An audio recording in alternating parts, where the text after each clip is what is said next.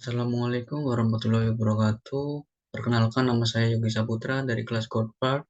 Di sini saya akan mempresentasikan hasil ujian praktik saya pada data science dengan judul Prediksi Saham PT Telkom Indonesia menggunakan Arima dan Sarimax.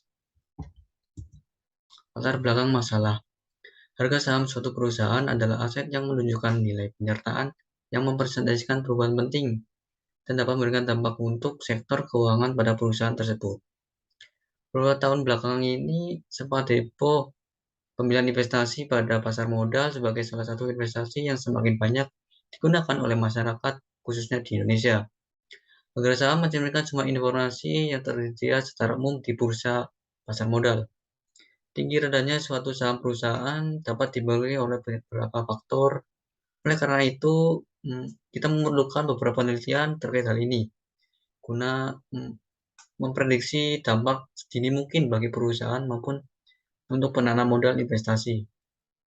Oleh sebab itu, saya mencoba membangun sistem prediksi harga saham untuk perusahaan Telkom Indonesia menggunakan algoritma machine learning untuk mengetahui pergerakan fluktuasi harga saham. Rumusan masalah pada latar belakang masalah untuk mengetahui algoritma manakah yang terbaik untuk fluktuasi saham pada suatu hari berikutnya menggunakan metode ARIMA atau metode SARIMAX. Variabel data yang saya gunakan itu dari original datasetnya itu ada date, ada open, high, low, close, adjust close, dan volume. Khususnya saya menggunakan variabel data open untuk model ARIMA. Reprocessing data. Di sini saya menggunakan sklearn, lalu import data set dengan menggunakan linear regresi untuk menghitung atau memprediksi nilai tren dari variabel Y dan variabel X di sebuah dataset yang telah saya load. Kemudian model yang digunakan saya ada model ARIMA dan model SARIMAX.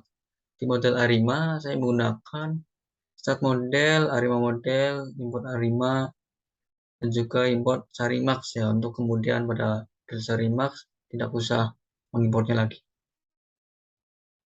Lalu di sini saya menggunakan model ARIMA, lalu TS decompose ya, dengan order 1, 0 dan 0 untuk PDQ-nya.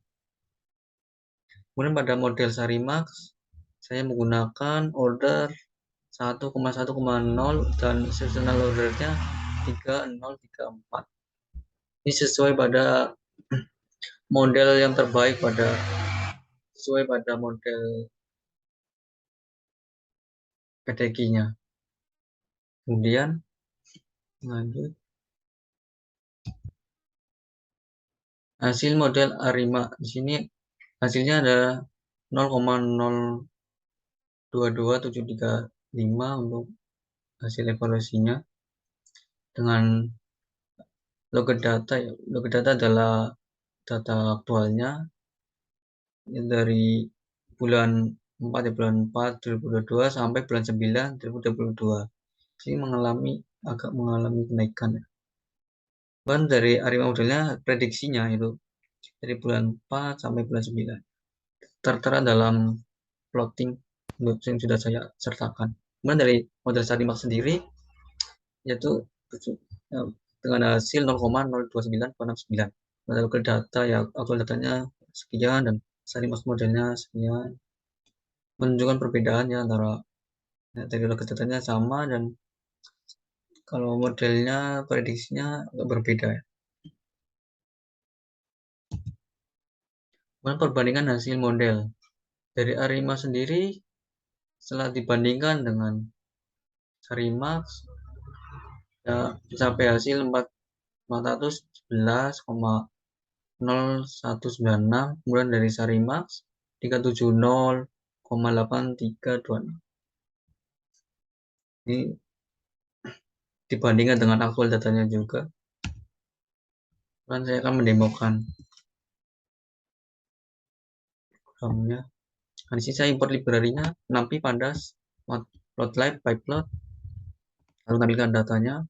Nah, di sini saya menggunakan variable open, lalu tampilkan data, terus data terakhir.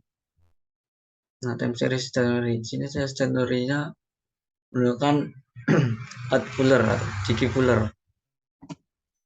Kemudian lanjut simak terusnya. Di sini saya memunculkan time series untuk menjadikan sebagai indikator yang memberitahu apakah seri naik ataukah turun. Kemudian, nah di sini tadi data preprocessingnya saya menggunakan linear regresi dan memberikan estimasi tren linear menggunakan library sklearn. Untuk menghitung moving average dan juga menampilkan dalam bentuk plot. Kemudian untuk eliminating trendnya itu untuk menghapus bagian penting dari peramalan deret waktu karena deret waktu bergantung pada waktu dan stasioner.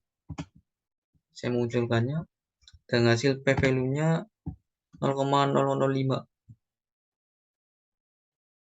Dan lanjut. Jadi saya mengetes kembali dari data rolling dan standar ini juga dengan nilainya dari average dan eliminate-nya sekarang menunjukkan p-value senilai 0,443534. Dan lanjut. Nah, ini saya menampilkan ACF dan PACF-nya. Saya memakai lux 30 lalu menampilkan untuk mengetahui nilai PDQ yang digunakan untuk Arima dan Arimax dan Sarimax. Lalu saya menampilkan tes stationary-nya apakah udah stasioner atau belum. P-value menunjukkan 1,220 sekian. Kemudian lanjut. Dan pada dekomposisi, ini saya menggunakan label original, trend, dan seasonality dan residual. Saya tampilkan, kemudian tampilkan untuk nilai dekomposisinya juga dengan p-value 1,22 sekian.